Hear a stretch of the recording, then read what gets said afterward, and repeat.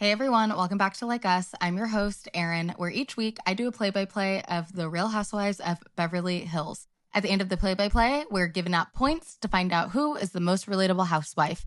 And through this, we're also kind of trying to figure out, does relatability even make for a better housewife? Or are they better and more entertaining when they are completely unrelatable?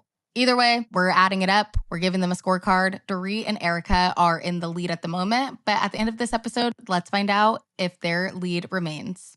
Now, before we get into the episode, last week I introduced the concept of my own little confessional hot mic moment, and so I'm going to continue that with this week.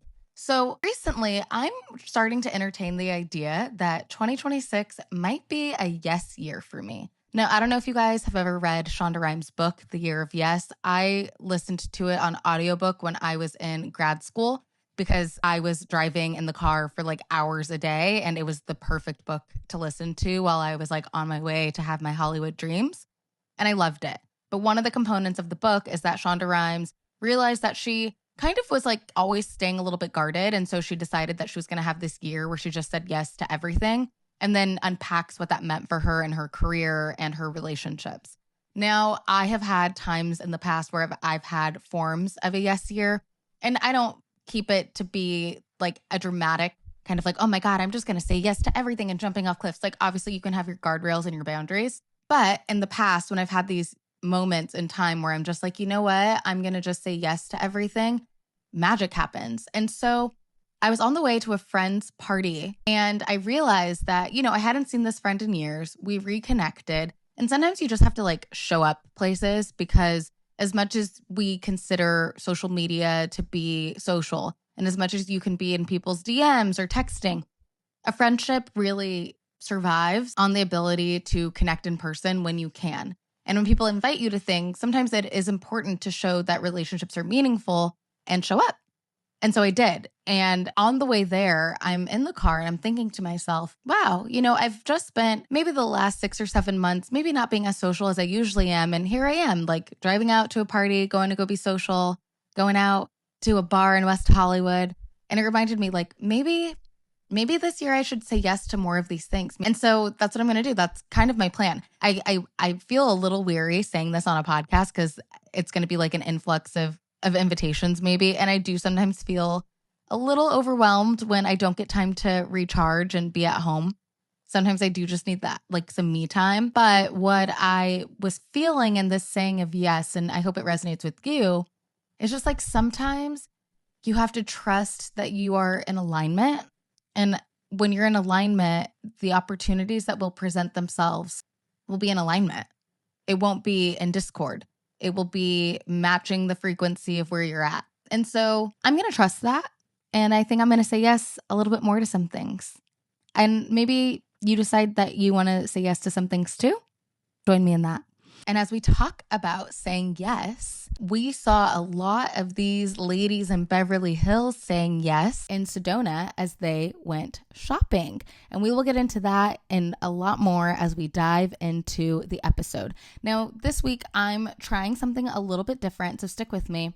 Usually I have so many notes and I want to make sure that I'm like getting everything in for the episode and tracking things one by one.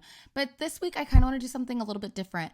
I feel like it's almost going to be a little bit more fun if I talk to you all on air as if I'm just talking to a friend. I'm still going to be structured. I'm still going to do the play-by-play, but I'm going to do the play-by-play a little differently today. So if you guys like it, leave a comment, let me know. If you feel like you want to go back to the old way, maybe we'll find a compromise. Okay, so this week, something that I felt like was kind of interesting and really the main component of my headline thought of the week is I don't know if Amanda knows what show she's on. And I feel bad because I feel like last week I was really hard on Amanda because she is getting kind of a bad edit. Like she's getting edited to be seen as really annoying. And maybe she is annoying.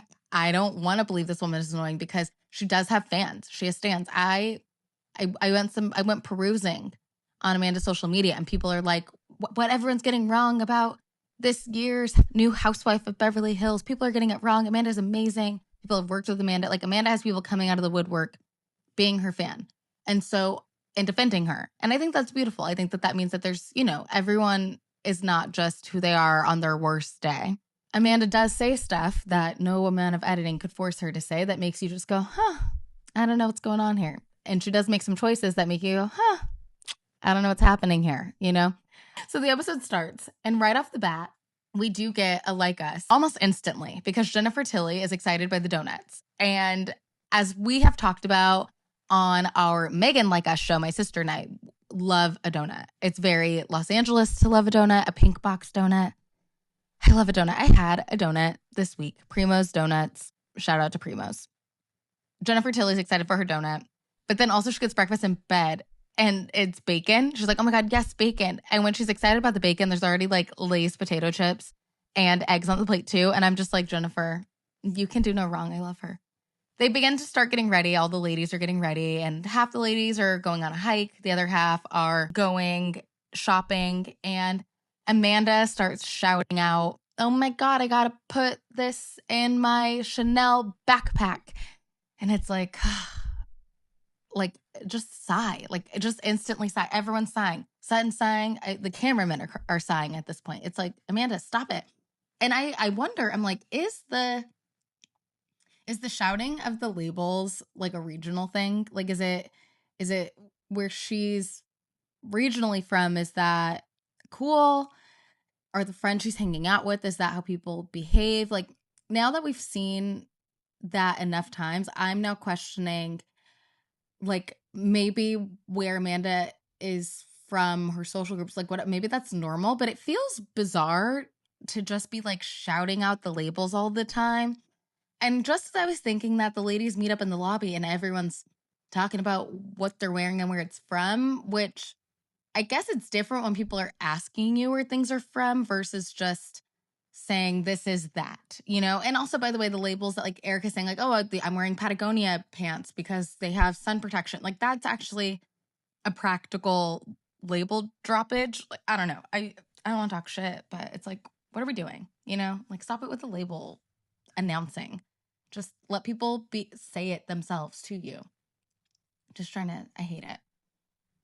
The ladies go into separate groups, and Rachel goes in the shopping group, and it's Rachel, Dorit, and Bose. And Rachel's like, I would not be caught dead hiking. Not my truth, but I love that that's her truth. Erika is dressed with her Patagonia pants. She does look like a park ranger, but she's ready. She's got the pigtail. She's got a big ass hat.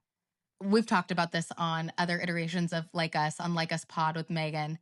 Having a big ass hat is essential. If you don't have a big ass hat, a BAH, in your wardrobe, you should go get one. You can get one for pretty inexpensively at any sporting goods store. I got my big hat in the men's department at Big Five Sporting Goods. It doesn't need to be fancy. It doesn't need to be expensive. What you need is something that's going to have good sun protection, cover your whole face.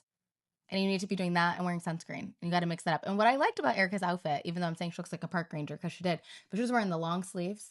So she was covered. She had the pants on. She had a big hat, like fearful of the sun. And not that you need to be afraid of the sun. It's great to have a little tan. It's great to get some sun on your skin.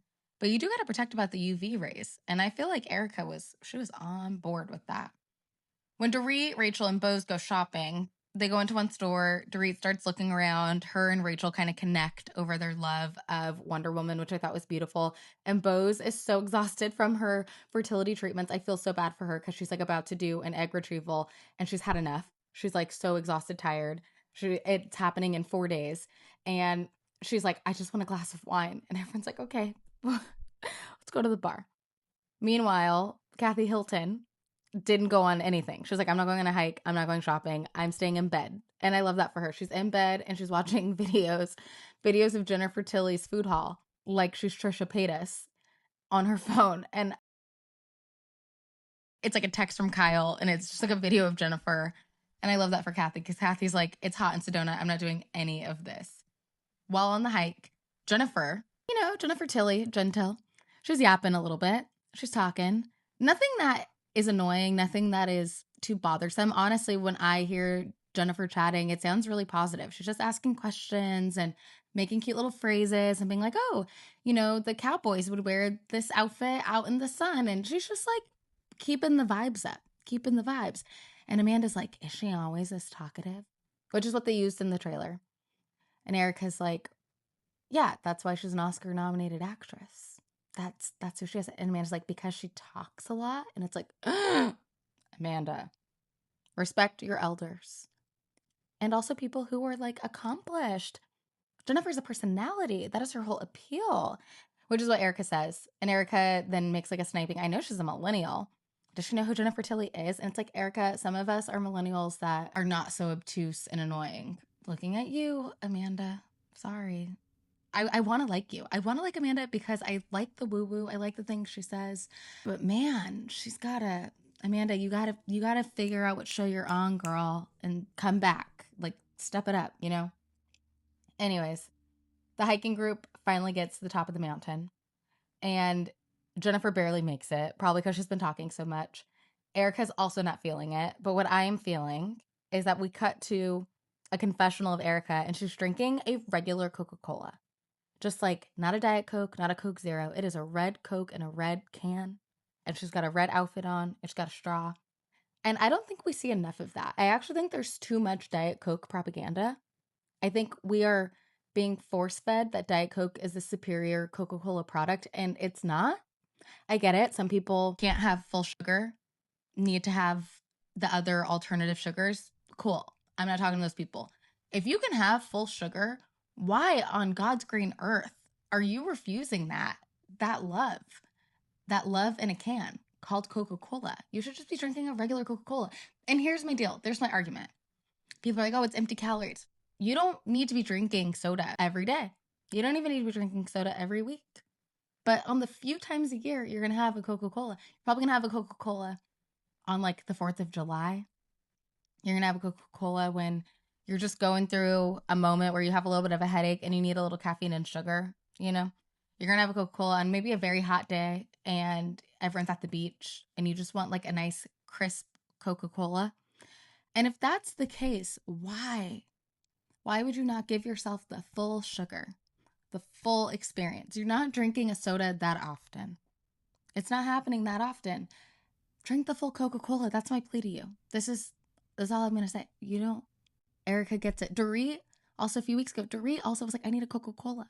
And I'm like, these are my Cancerian sisters that get it. They get it. I get them.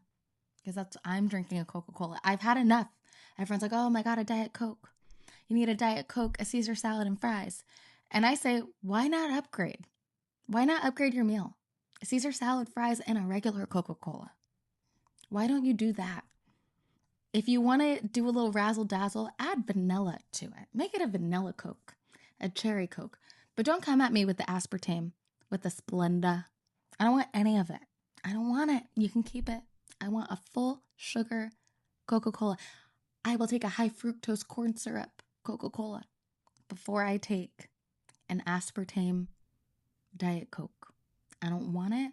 I never want it. Case closed. Moving on. Kyle and Erika are sitting at the edge of the mountain. They look like the rock scene in Everything Everywhere All at Once as they sit there and look at the cliff into the abyss. And they're just chatting. And Kyle's talking about how Mauricio, who should be busy selling houses, is in the middle of PK and Dorit's mediation, helping them mediate. Kyle's talking about how Mauricio's gossiping to her, saying that Dorit's a liar. Dorit doesn't let PK see the kids. Messy stuff. Messy stuff because it's happening on camera. We don't need to know. But I'm glad that we do. Kyle's telling Erika. Erika says, I've heard enough. This is what I was worried about. You got to stay out of people's business. Because you do got to stay out of people's business.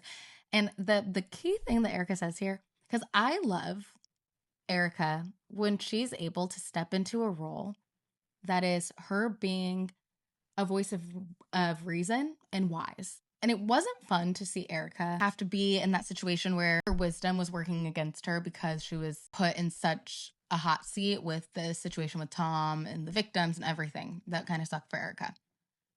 Erika right now gets to be a little bit mature. She gets to kind of say it how she means it. And no one's coming for her yet. You know what I mean? So she gets to just be a little chill and a little snarp, sharp and snarky. Snarp. So Erika gives Kyle good advice. She says, less said, best said. you got to stay out of it.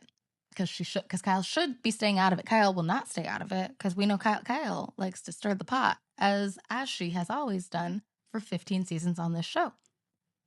But Erika says stay out of it. Kyle says, yeah, you're right. I'm going to stay out of it. She won't. Dorit is then talking to Bose and Rachel. By the way, Dorit is sitting inside wearing sunglasses, and I'm like, I love this woman. Like, why? I love it. And she says that, like, you know, she's gotten really upset with Kyle. They finally got into a good place. Kyle's not on her side. And Bose is kind of trying to be on Kyle's side, help Dorit see both sides. And Rachel's like, no, I saw what Kyle did. Kyle wasn't on your side. And I'm like, you know what? I love it. Rachel also is coming across very much like a voice of reason. She's consistently kind of in the mix all across the board. I want us to see Rachel get tested. Maybe not yet because she's new, but I'm curious about how Rachel ticks when she's really pissed off. We get one more scene of Erika and Kyle, and I love it because they must have been listening to the podcast last week because they go, it's turning into a he said, she said. He said, she said. Okay, so it's now evening. Everyone's come back from their hikes, from their shopping, and Amanda goes into Kyle's room. And this is the kicker. Amanda, like, pretends she doesn't know Avi's name. And maybe this first time, fine, I'll believe her. Oh, does Sutton have an assistant named Avi, Audie? Like, whatever. And Kyle's like, Avi? Yeah, what's the T? Oh, Avi knows my friend, and he says that I should talk to him if I want the dirt on Sutton. Kyle's like, oh, her ears perk up. What's the T? She says, I don't know. I didn't talk to him. Kyle's like, well, Sutton should know, because if he's saying that, you can only imagine what he's saying to other people. The perfect shit stirrer response. Because Kyle's like, you have to tell Sutton because I want to hear what Sutton says about that. Was actually what she meant. But she just tells Amanda, yeah, you should bring it up because what if? What if? But the note under the note is, I want to know what Sutton's going to say about this, so you should tell her in a group setting. And that's Kyle, our producer. I don't know how you can be bored of the show. Everyone's speaking in code all the time. It's hilarious. So Amanda's like, okay, like I will. They start getting ready for dinner. And what's funny is, like, Erika's like, what is this budget? Like, why are we on this vacation and cooking our own meals? And there's kind of this through line of Erika consistently kind of like talking shit about this vacation, which is funny because on Real Housewives of Potomac, if you guys are watching that, everyone's kind of talking crap about Angel's vacation because Angel took the girls to Colorado and didn't have a house for them. And the house that they stayed at didn't have water, and everyone's in 2 different places and blah, blah, blah. And that seems like a housewife vacation from hell. Sutton's vacation doesn't seem as that bad, but I understand where Erika's coming from because it's like, yeah, why? They've been gone all day. It's 1 billion degrees in Sedona. And like, why are they cooking their own food? Like, yeah, there should have probably been a private chef at the house to cook the ladies' dinner because it's 11 o'clock at night and there still is no chicken. And Amanda's complaining because she's like, why isn't dinner ready? We're waiting for Sutton.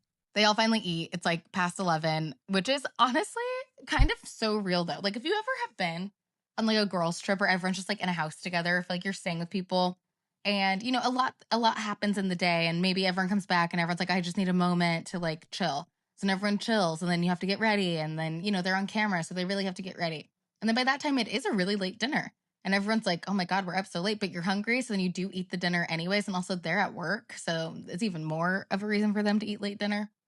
An 11 o'clock dinner is late. It's giving Spain, but you know, here they are. We're waiting for the meal to be finished. Amanda says to Sutton, okay, well, I've heard something about you. I wanted to bring this up. And who was your assistant? And then this is why I'm like, I think Amanda's lying. Because she's like, is it Avi? And like, she's acting like she doesn't know Avi's name, even though Kyle just told her the name of the assistant mere hours before. So that part seems fake. And Amanda's a bad actor. But she's like, oh, yeah, he told me that he had dirt on you, blah, blah, blah, and I should call. And I love the way Sutton handles it. She goes, well, you should hire him. Hire him to be your assistant. Which, like, that's what I would say, too. And Amanda's like, oh, no, like, I have a team. I was just asking. And Sutton's, like, not having it. She's like, okay, well, I don't want to talk about it. I'm not going to talk about it. It was a professional relationship. I'm not going to talk about it. And I actually think Sutton's right for that because to badmouth an employee on TV it's just would be in such poor taste. And I think Sutton does a lot of things I don't like, but I'm on her I'm on her side and on her team in the way that she's like, yeah, that was my assistant. It didn't work out. I'm not going to talk about it further. Period. And she tells everyone, I'm not talking about this anymore. You guys can talk about it amongst yourselves. I will not be talking about it. And I think that that's the right approach. It's actually very professional of Sutton, and even though she's can be really interesting, I actually think that's the right approach. So dinner ends. The next morning happens. Apparently in the morning, Sutton tells Amanda, hey, little miss thing, I heard you were mad about me being late. And I guess apparently it hurt Amanda's feelings, which, like, she needs to get thicker skin because that is not a thing to hurt your feelings. Like, she was talking shit. She should have been like, yeah, I was. You were late. And she should have turned that into a moment, but she didn't. So here we are. She's talking to Erika about it. She's like, it just made me sad that I think Sutton's mad at me. And Erika goes, it'll hurt less as the day goes by. I love her.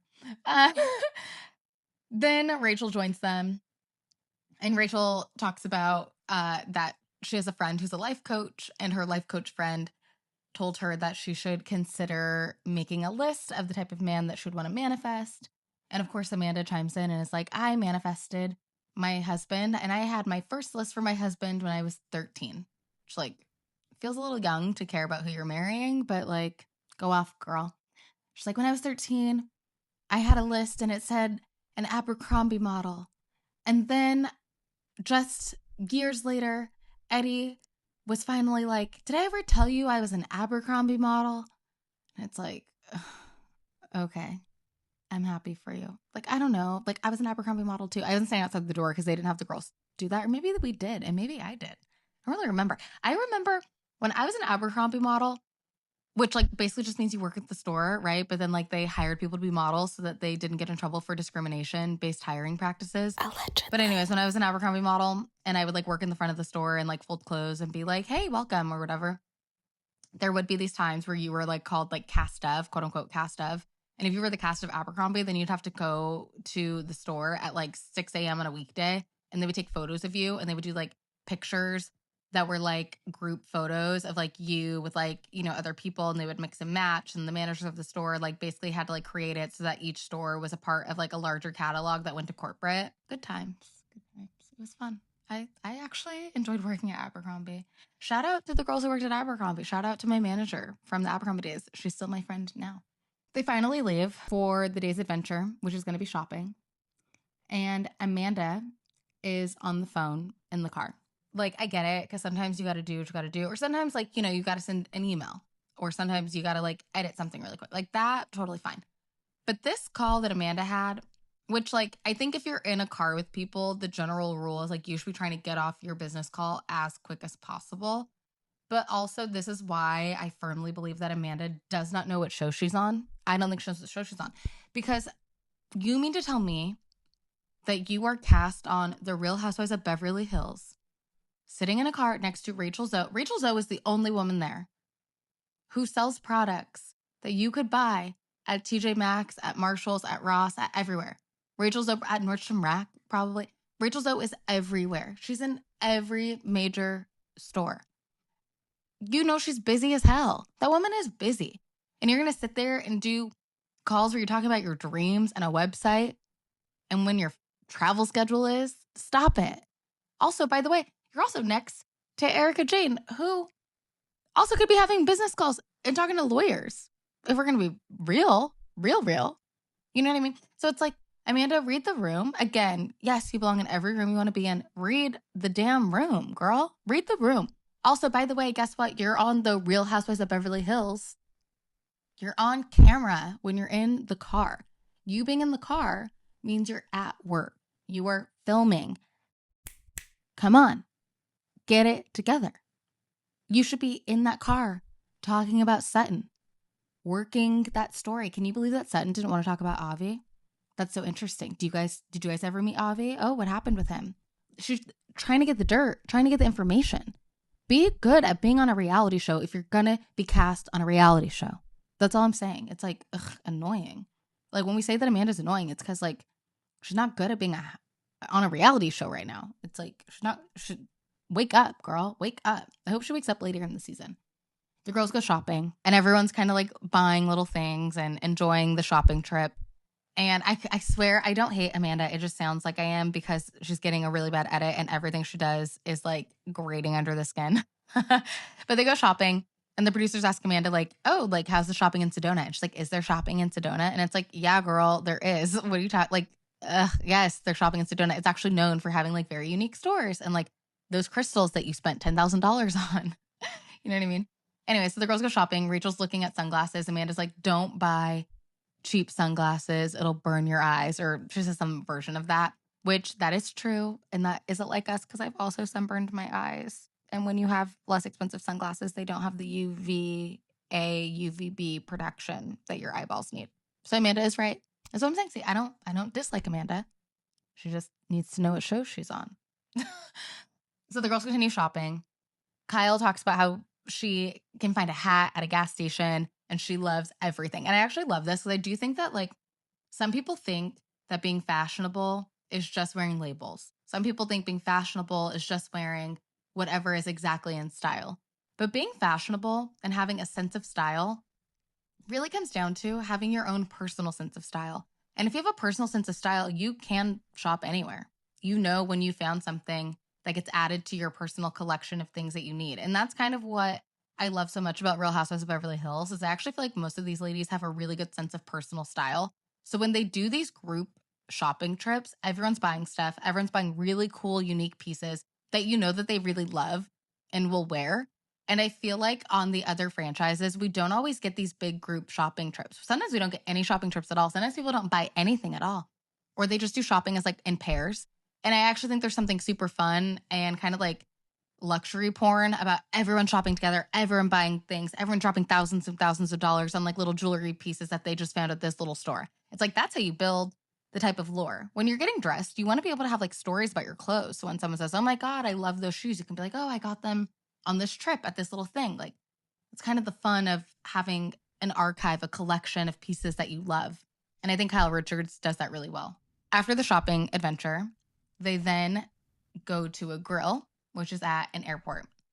And they're watching all the planes take off. By the way, I've been to Sedona. I was at Sedona a couple of years ago for a friend's wedding. And it is really beautiful. And this restaurant is gorgeous. But it is like just a grill. You know, it's like a regular restaurant. It's not fancy by any means. And again, Erika brings up that they're like on a budget. She's like, why are we watching planes?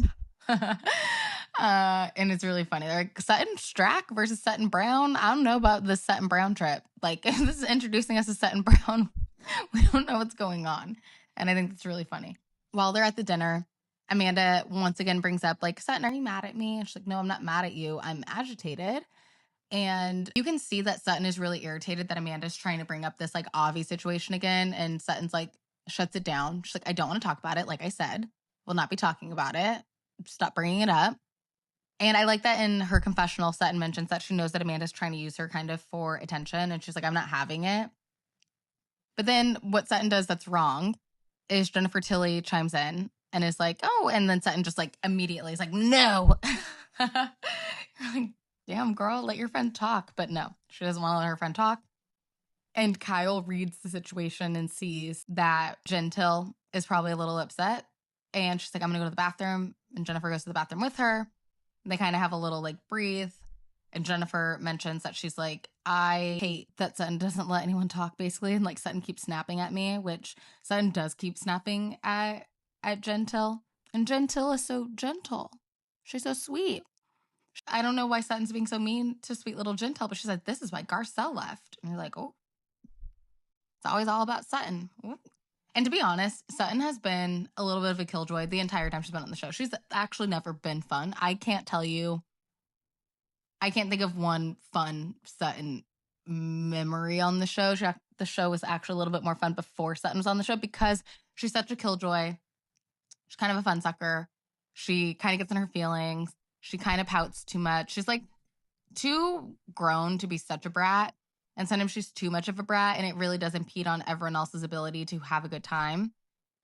Like, think about the time when they were in Vegas at Magic Mike, and everyone was having a good time, and then she, like, freaked out. Do you remember when Sutton freaked out? She was like, I can't be here because I'm a part of really important charities. And it's like, okay, well, what are those charities, Sutton? Also, like, she got dressed and she was just sad that, like, the Magic Mike people didn't pick her to dance with. Do you remember that? We don't talk about that enough. So yeah, Sutton's always been boring and always been a vibe kill. And here she is killing the vibes on her own trip in Sedona. And Gentil says, I've had enough. I've had enough of that. They come back to the table. Dorit is being nice to Sutton. She's like, I'm on your side. Erika's like, I'm on your side. Which, like, poor Amanda is at the end of the table. And everyone at the table is like, yeah, fuck that girl. Yeah, Sutton, you're right. We like her way less. And we like you. And we're on your side. And it's like, damn. Amanda's like looking sad in the corner. Like, that would hurt my feelings more than someone being mad at me, is everyone else that I'm in a friend group with being like, yeah, she's wrong. You're right. Rachel tells Sutton, thank you for the trip. And Erika says, let's get the hell back to LA. And off they go. It's the end of the episode. All right, so that wraps the end of the episode. So let's check in with the Like Us scorecard for the week. Because as always, the points are made up, but the vibes are real. So this week, Amanda gets a point for the sunburn on the eyeballs, which is so deeply relatable and, like, unfortunate. Wear sunglasses and don't look into the ocean when the sun is reflecting. It will burn your eyeballs. Kyle gets a point for when they all had to cook dinner and it was late at night. And Kyle's like, look, I'm a good cook, but I do not feel like cooking right now. And, like, who among us? Who among us is a good cook but sometimes doesn't want to cook? So real. Gentil gets 2 points she had 2 relatability points for 1, wanting donuts, and 2, what I love the most is right before they go on the hike, she's like, I don't know what to expect on this hike, but I'm going to look fabulous. And I feel like being emotionally prepared by looking fabulous, that's me all the time. 2 points for Jennifer Tilly. And Erika. Erika had a good episode, you guys. Erika gets a point for wearing space buns because I wear space buns. That feels very relatable. It's a very accessible hairstyle when you don't have your glam squad with you. It's like space buns. Erika drinking a Coca-Cola. Very relatable. And Erika not wanting to hear about someone's business calls while they're on vacation. She was so mad at Amanda. She was like, girl, don't stunt on us. And honestly, real. I hate when people try to do that. So that puts Erika at 15 points, Jennifer Tilly at 10, Kyle at 5, and Amanda at 5. Because remember, you get a point and then I multiply those points by 5. Because it just makes it sound better and look better to have big round numbers. So this week, Erika felt the most human. She was tired, she was observant, she was wise, and absolutely uninterested in all nonsense. And that's why we love her. All right, that's it for me this week. If you enjoyed this recap, you know where to find me at Like Us Pod, at Erin Jones-Wesley. Make sure to like, comment, subscribe, share, do all the things. It helps so much. And we will see you next week.